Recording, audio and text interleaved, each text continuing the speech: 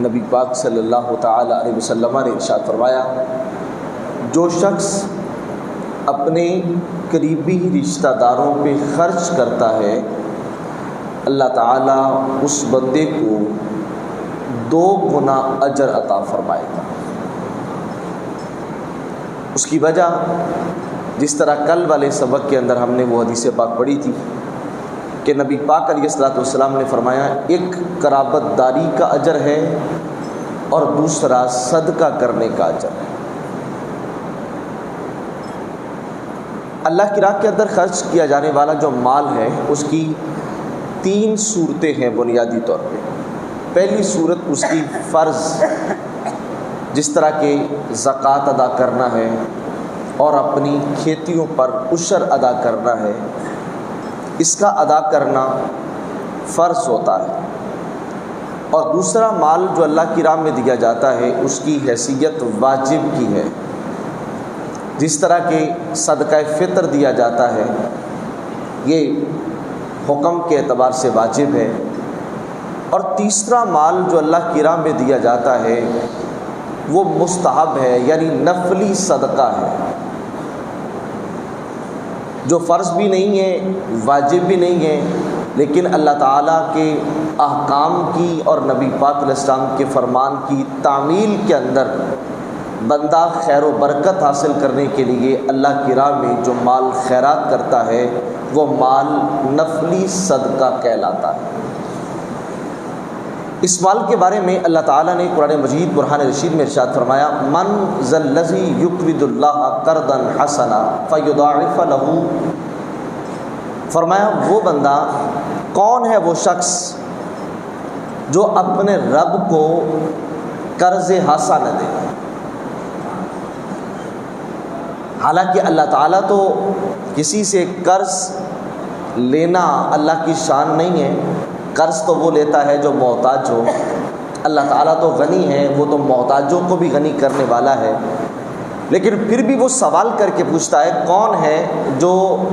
اللہ کو قرض حاصل نہ دے، اور کیوں دے؟ کہا اس لیے تاکہ میں اس کے بدلے میں اپنے بندے کو وہ مال بڑھا کے عطا کر دوں۔ یعنی دنیا کے اندر بندہ کسی کو قرض دے تو ذہن کے اندر یہ بات آ جاتی ہے کہ پیسہ ڈی ویلیو ہو رہا ہے، میرے پیسے کی قدر کم ہو رہی ہے، میرا پیسہ کم ہو جائے گا۔ لیکن خالق کائنات دلاسا دے رہا ہے، بندے کو حوصلہ دے رہا ہے کہ جب تو اپنے رب کو قرض حسنہ دیتا ہے، یعنی اللہ کی راہ میں خرچ کرتا ہے، تو مت سمجھنا تیرا مال کم ہو گیا، بلکہ تیرا رب تجھے وہ مال کہیں زیادہ بڑھا کے عطا کر دیتا ہے۔ قرآن مجید برہان رشید اس کی بڑے حسین پیرائی کے اندر مثال عطا کرتا ہے۔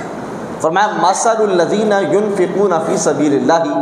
کمثل حبۃ انبتت 7 سنابل فی کل سنبلۃ 100 حبۃ واللہ یضاعف لمن یشاء واللہ واسع علیم۔ کھیتی کی مثال دیتے ہوئے خالق کائنات نے فرمایا کہ ایک کاشتکار ہے، وہ زمین کے پیٹ کے اندر ایک دانہ رکھتا ہے، کہا اس دانے سے 7 بالیاں پیدا ہوتی ہیں، ہر بالی کے سرے پر ایک سٹا لگتا ہے، ہر سٹے میں اس کو اندر 100 دانہ ہوتا ہے۔ کہا اس نے تو زمین کے پیٹ کے اندر 101 دانہ بویا تھا، نتیجے میں اللہ تعالیٰ نے اس بندے کو 700 دانے عطا کر دیے۔ فرمایا واللہ یضاعف لمن یشاء، اللہ تعالیٰ تو اس سے بھی زیادہ عطا کرنے پہ قادر ہے۔ یعنی اگر وہ ایک دانے کا بدل تجھے 700 دانے دیتا ہے تو وہ تجھے 1 روپے کا بدل 700 روپے بھی عطا کر سکتا ہے۔ اور یہ بات عقل میں بھی آتی ہے، اس لیے کہ کاشتکار زمین کے پیٹ میں ایک دانہ وہ زمین کی حاجت پوری کرنے کے لیے نہیں رکھتا۔ کاشتکار جو کاشتکاری کرتا ہے، جو اس کے اندر وہ ایک دانہ رکھتا ہے، جو بیج بوتا ہے، وہ زمین کی حاجت پوری نہیں کر رہا، وہ زمین کی ضرورت کو ملحوظ خاطر نہیں رکھ رہا، بلکہ اس کا مطلب ہے میں زمین کو دوں گا، زمین مجھے دے گی۔ وہ اپنے مطلب کے لیے، وہ اپنے مقصد کے لیے، سادہ لفظوں میں کہیے اپنے لالچ اور نفع کے لیے وہ زمین کے پیٹ میں ایک دانہ رکھتا ہے تو اللہ بندے کو 700 دانے عطا کرتا ہے جو کسی فقیر کے پیٹ میں ایک نوالا اللہ کی رضا کے لیے دے، جو کسی ضرورت مند اور حاجت مند کو کھانا اللہ کی رضا کے لیے عطا کرے گا تو پھر اللہ تعالیٰ اپنے اس بندے کی محتاجی کیوں نہیں ختم فرما دے گا۔ جب قرآن مجید برہان رشید کی آیت نازل ہوئی من ذا الذی یقرض اللہ قرضا حسنا، حضرت ابو دحداح انصاری رضی اللہ تعالی عنہ یہ نبی پاک علیہ السلام کی بارگاہ کے اندر حاضر ہوئے، آ کے نبی پاک علیہ السلام سے سوال کیا یا رسول اللہ کیا اللہ ہم سے قرض مانگتا ہے؟ نبی پاک علیہ السلام نے فرمایا ہاں اللہ تعالیٰ تم سے قرض حسنا مانگتا ہے۔ حضرت ابو دحداح رضی اللہ تعالیٰ نے عرض کیا حضور اپنا ہاتھ باہر نکالیے۔ نبی پاک علیہ السلام نے اپنا ہاتھ باہر نکالا، حضرت ابو دحداح رضی اللہ تعالیٰ عنہ نے نبی پاک علیہ السلام کے ہاتھوں پر ہاتھ رکھا اور ہاتھ رکھتے ہوئے عرض کیا اللہ کے نبی میں آپ سے وعدہ کرتا ہوں کہ میں نے آپ کے ہاتھ پر اپنا ہاتھ رکھ کے اپنا فلاں باغ اللہ کی بارگاہ کے اندر قرض حسنہ پیش کر دیا۔ حالانکہ مفسرین نے لکھا وہ باغ کتنا بڑا تھا کہ 600 پودے، کھجوروں کے جوان پودے جو پھل دے رہے تھے، وہ 600 پودوں پر مشتمل باغ تھا۔ لیکن حضرت ابو دحداح رضی اللہ تعالیٰ عنہ نے نبی پاک علیہ السلام کے ہاتھ پر اللہ کو قرض حسنہ دے دیا اور گھر گئے۔ اور بڑی بات یہ ہے، یہ بخاری و مسلم کی حدیث پاک ہے کہ حضرت ابو دحداح کا گھر بھی اسی باغ کے اندر تھا، یعنی باغ بھی ہے، باغ کے اندر گھر بھی ہے۔ اور ابو دحداح رضی اللہ تعالیٰ عنہ کے بچے اسی باغ کے اندر گھر میں ٹھہرے ہوئے تھے، تو آپ باہر گئے اور جا کر سڑک پہ کھڑے ہو گئے، باغ کے اندر داخل نہیں ہوئے بلکہ باہر سے کھڑے ہو کر اپنی بیوی کو آواز دی ام دحداح کو کہ آپ اپنے بچوں کو لے کر باہر آ جائیے۔ انہوں نے سوال کیا خیریت تو ہے، امن تو ہے؟ کہا خیریت بھی ہے، امن بھی ہے۔ کہا پھر ہمیں باہر نکلنے کا حکم کس لیے ہے؟ کہا یہ مال میں اللہ کے نبی کے ہاتھ پر یہ سارا باغ اللہ کی بارگاہ میں قرض حسنہ دے چکا ہوں، تو آگے سے ام دحداح رضی اللہ تعالیٰ نے آگے یہ نہیں کہا ہم کہاں جائیں گے، ہمارے بچے کہاں ٹھہریں گے، ہمارا اسباب رزق کیا ہوگا، کوئی سوال نہیں ہے، بلکہ آگے سے کہا کہ پریشان مت ہونا، آپ نے یہ سودا اللہ کے ساتھ بڑا نفع والا کیا ہے۔ یعنی جو مال اللہ کی راہ میں دیا جائے وہ مال کبھی گھاٹے والا نہیں ہوتا، وہ مال کبھی گھٹتا نہیں ہے، بلکہ اللہ تعالیٰ وہ مال اپنے بندے کو کہیں زیادہ بڑھا کے عطا فرما دیتا ہے۔ اور یہ تو بزرگوں نے اپنے تجربات کے طور پہ کہا کہ جو بندہ چاہتا ہے میرا مال بڑھ جائے، اس کو چاہیے وہ اللہ کی راہ میں انویسٹ کرنا شروع کر دے، اور جیسے جیسے وہ راہ خدا میں انویسٹ کرتا چلا جائے گا اللہ تعالیٰ ویسے ویسے اس کا مال بڑھاتا چلا جائے گا۔ اور پھر جب ہم اللہ کی راہ کے اندر مال خرچ کریں، اس میں قرآن مجید برہان رشید ہمیں تاکید کرتا ہے کہ ایسا مال خرچ کرو جو تمہیں پسند ہے۔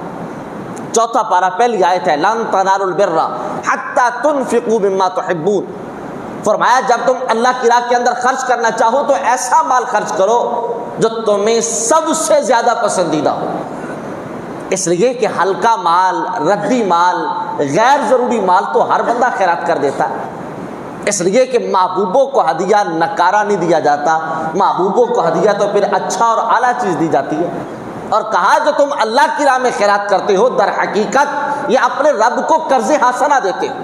یہ اپنے رب کی بارگاہ کے اندر ہدیہ پیش کرتے ہو، یہ نکارا نہ دو، وہ رب تمہیں اعلیٰ دیتا ہے تو تم بھی اپنے خدا کی بارگاہ میں اپنا اعلیٰ مال پیش کیا کرو۔ حضرت زید رضی اللہ تعالیٰ عنہ نبی پاک علیہ السلام نے جب یہ قرآن پاک کی آیت نازل ہوئی نا لن تنالوا البر حتی تنفقوا مما تحبون، یہ نبی پاک علیہ السلام کے متبنہ تھے، لے پالک تھے، ایڈاپٹڈ چائلڈ تھے سرکار کے۔ ان کے پاس ایک گھوڑا تھا، ان کو وہ گھوڑا بڑا پسند تھا، بڑا محبوب تھا گھوڑا۔ جب انہوں نے قرآن پاک کی آیت پڑھی تو اپنے گھوڑے کی راس کو پکڑا، نبی پاک علیہ السلام کی بارگاہ میں آئے اور آ کر عرض کی یا رسول اللہ یہ گھوڑا مجھے میرے سارے مال میں سے پسندیدہ ہے، سب سے محبوب مجھے یہ گھوڑا ہے، عرض کی میں یہ اللہ کی راہ کے اندر خیرات کرتا ہوں۔ اور نبی پاک علیہ السلام کی بارگاہ کے اندر حضرت زید بن حارثہ کے بیٹے حضرت اسامہ بن زید بیٹھے تھے۔ نبی پاک علیہ السلام نے اسی گھوڑے کی راس کو پکڑا اور حضرت اسامہ بن زید کے ہاتھ میں پکڑا دیا۔ حضرت زید بن حارثہ کو یہ بات ذرا عجیب محسوس ہوئی کہ میں نے اللہ کی راہ کے اندر خیرات کیا ہے اور اللہ کے نبی نے میرے بیٹے کو دے دیا ہے، مطلب یہ ہے کہ وہ تو میرے گھر میں رہ گیا ہے، میں نے دیا ہے اور پلٹ کر میرے ہی گھر میں آ گیا ہے۔ تو نبی پاک علیہ السلام نے فرمایا زید تو نے اپنا پسندیدہ مال مجھے دے دیا، یعنی اللہ کی راہ میں دے دیا، اور میں نے اسے قبول کر کے تیرے بیٹے اسامہ کو دے دیا ہے۔ کہا میں اسامہ کو دوں یا کسی اور کو دوں یہ اختیار مجھے ہے، لیکن سن تیرے اس پسندیدہ مال کی خیرات کو اللہ نے قبول فرما لیا ہے۔ نبی پاک علیہ السلام کے صحابہ اکرام جب خیرات کرتے تھے تو وہ خیرات کے اندر اس بات کا لحاظ اور خیال رکھتے تھے، وہ کبھی ردی چیز خیرات نہیں کرتے تھے۔ حضرت ابو طلحہ رضی اللہ تعالیٰ عنہ جب یہ آیت نازل ہوئی کہ تم اپنا اعلیٰ مال اللہ کی راہ میں خیرات کرو، تو مسجد نبوی کے بالکل متصل بیروہا کے نام سے ان کا ایک باغ تھا، یہ حدیث بھی بخاری پاک کی ہے۔ نبی پاک علیہ السلام کی بارگاہ میں حاضر ہوئے، یا رسول اللہ یہ میرا جو پسندیدہ باغ ہے نا بیروہا، میں وہ آپ کے ہاتھ پر اللہ کی راہ میں خیرات کرتا ہوں۔ نبی پاک علیہ السلام نے فرمایا کتنا اچھا ہوتا کہ یہ مال تو اپنے چچا زاد بھائیوں کو دے دیتا ہے، یعنی وہ تیرے قریبی تھے، تیرے رشتہ دار تھے اور وہ حاجت مند اور ضرورت مند تھے، بہت اچھا ہوتا کہ یہ مال تو اپنے عزیزوں پہ خرچ کر دیتا۔ حضرت عمر بن خطاب رضی اللہ تعالیٰ نے جب یہ آیت سنی، حاضر خدمت ہو کے عرض کرتے آقا میرا جو پسندیدہ مال ہے نا، سب سے زیادہ پسندیدہ جو مال ہے یا رسول اللہ وہ خیبر والا مال ہے، جو خیبر سے مجھے حصے میں ملا تھا وہ مال میرا پسندیدہ ہے، میں اس مال کو اللہ کی راہ میں خیرات کرنا چاہتا ہوں۔ میرے آقا نے فرمایا اس مال کو یعنی اس زمین کو خیرات نہ کر، بلکہ اس زمین کے نفع کو خیرات کر دے، یعنی زمین اپنے پاس رکھ لیکن اس زمین سے جو نفع آئے گا اس نفع کو اللہ کی راہ میں خیرات کر دے۔ وہ جب تک اس زمین کا نفع خیرات ہوتا رہے گا تب تک اللہ کی طرف سے تیرے لیے اجر بڑھتا چلا جائے گا۔ تو اسی طرح آج ہمیں اپنی زندگی کے اندر کچھ اپنے اعمال اپنی آخرت کے لیے کرنے چاہیے۔ آج ہر بندہ اپنی جائیداد اپنی اولاد کے لیے بناتا ہے، اپنی وراثت اپنے ورثاء کے لیے چھوڑتا ہے، تو بندے کو کچھ نہ کچھ نفع اپنی آخرت کے لیے بھی چھوڑنا چاہیے۔ یعنی اگر ہم اپنی اولاد کو 5 6 10 دکانیں دے رہے ہیں اور میں سے ایک دکان کو وقف کر جائیے اللہ کی راہ میں، اپنی اولاد کو وصیت کر جائیے کہ بیٹا یہ میں وقف کر رہا ہوں، یہ تمہاری وراثت نہیں ہے، تم کیا کرو اس سے حاصل ہونے والی آمدنی کو میری طرف سے اللہ کی راہ میں خیرات کرتے رہو۔ زمین دیتے ہیں ہم اپنی اولاد کو تو اپنی اولاد کو وصیت کر جائیں کہ یہ ایک زمین کا خطہ، یہ ایک زمین کا ٹکڑا، اس کو میں اللہ کی راہ میں وقف کر رہا ہوں،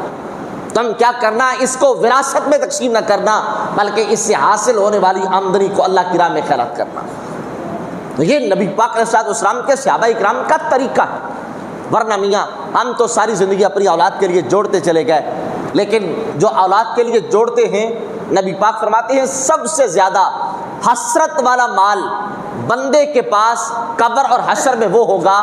کہ جو اس نے اپنی اولاد کے لیے چھوڑا اور اولاد نے پیچھے اس کو برباد کر دیا۔ اور آج ہم دیکھ رہے ہیں کہ وراثت کے اندر ملنے والا مال ہماری اولادیں دین کے اندر خرچ کرنا تو دور کی بات ہے، اس کو صحیح دنیا میں بھی خرچ نہیں کرتے، بلکہ مسلمہ بن عبد الملک، یہ ایک بہت جو ہے نا وہ بڑا بادشاہ وہ گزرا ہے، یہ حضرت عمر بن عبدالعزیز رحمۃ اللہ علیہ کے بعد اس نے بادشاہت کی ہے۔ جب حضرت عمر بن عبدالعزیز رحمۃ اللہ تعالی علیہ کے وصال کا وقت آیا تو ان کے پاس ان کی جو بھی جائیداد تھی نا انہوں نے اپنی بیویوں کے اندر اور اپنے بچوں میں بانٹ دی۔ عمر بن عبدالعزیز کے 11 بیٹے تھے اور 11 کے 11 بچوں کو وراثت میں سے ایک دینار آیا، ٹوٹل ایک دینار۔ مسلمہ بن عبد الملک قریب بیٹھے تھے، انہوں نے عمر بن عبدالعزیز سے کہا اپنے بچوں کو ایک دینار دینے کی بجائے اپنے بچوں کو آپ میرے سپرد کر جاتے، میں ان کی دیکھ بھال کرتا، میں ان کو سنبھالتا، میں ان پہ خرچ کرتا۔ تو حضرت عمر بن عبدالعزیز نے آگے جواب میں کہا کہ میں نے اپنی اولاد کو نکارہ نہیں چھوڑا، میں نے اپنی اولاد کو بیکار نہیں چھوڑا، میں نے اپنی اولاد کو ہنر دیا ہے، میں نے اپنی اولاد کو فن دیا ہے، میں نے اپنی اولاد کو دینداری کے اصول بتائے ہیں، اور کہا اگر یہ نیک ہوئے تو اللہ تعالیٰ ان کے اوپر اپنا فضل ویسے ہی کھول دے گا، اور کہا اگر یہ دین والے نہ ہوئے، یہ دنیا کے پرستار بن گئے، دنیا سے محبت کرنے والے بن گئے، تو کم از کم جو میرا وراثت کا مال ہے یہ خرچ کریں گے تو مجھے قبر میں تکلیف تو نہیں ہوگی نا۔ اور جب مسلمہ بن عبد الملک کا وصال ہوا تو اس نے اپنے جو پیچھے اولاد چھوڑی تھی اس میں ہر ایک بیٹے کو 11,000 دینار وراثت بنی تھی، ایک بیٹے کی، اور ان کے بھی کئی ایک بیٹے تھے، ہر بیٹے کی 11,000 وراثت بنی تھی۔ لیکن بیان کرنے والے کہتے ہیں ایک وقت وہ آیا کہ ہم نے دیکھا عمر بن عبد العزیز کا بیٹا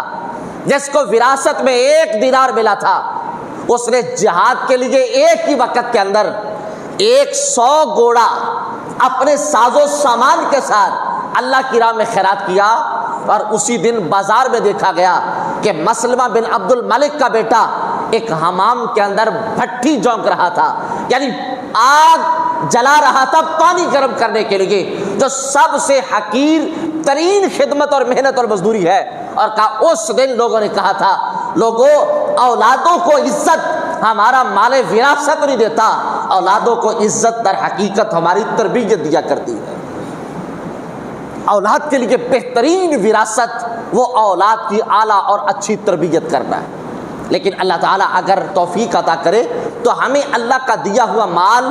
اللہ کی راہ میں اپنی زندگی میں خرچ کرنا چاہیے،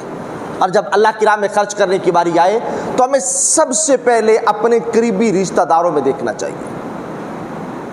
مثال کے طور پہ ہمارے بہن بھائی غریب ہیں، ہمارے بھتیجے بھانجے غریب ہیں، ہمارے ددیال کے اندر کوئی رشتہ دار ہیں، ہمارے ننیال کے اندر کوئی رشتہ دار ہیں، تو ہمیں سب سے پہلے خیرات اپنے قریبیوں میں کرنی چاہیے۔ اس کی وجہ یہ ہے کہ ہم جب اپنے قریبیوں میں خیرات نہیں کرتے تو وہ ہمارے قریبی پھر وہ حسرت کے ساتھ دوسروں کے سامنے جب ہاتھ پھیلاتے ہیں